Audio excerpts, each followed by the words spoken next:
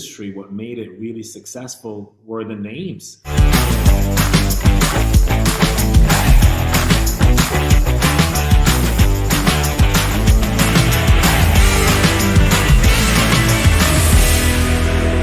Can you share your Napa dream with us that you put on your bottles and let us know what that means to your family, that story?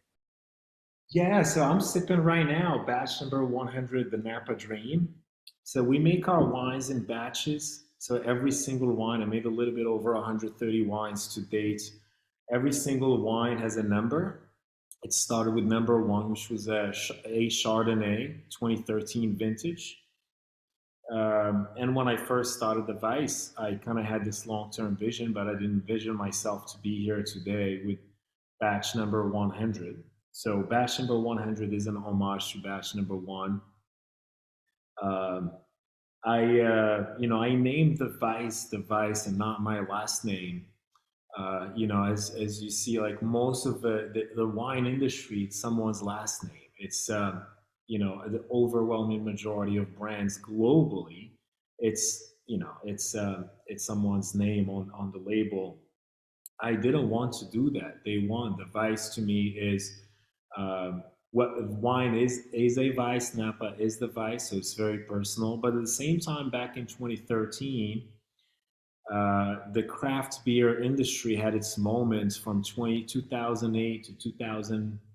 Still has it, but it really had a boom in 2008. And the craft beer industry, what made it really successful were the names. I mean, craft beer had some really wild names. And, when you look at a beer, you look at the name and packaging, and it's what probably draws you to open the can. You buy it and try it.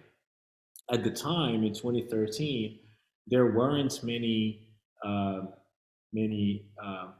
unconservative names in the wine business. It was still very conservative names and people's last names. There was 19 Crimes, I believe, and there was The Prisoner. I never understood.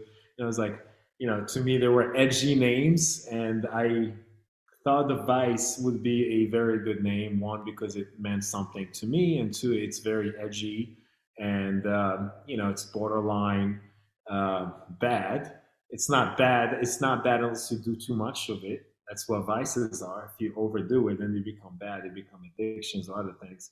And it's an easy name to remember. So yeah. So that's the story with the name. So, Malek, thank you for your time. You've talked about your wines, your background.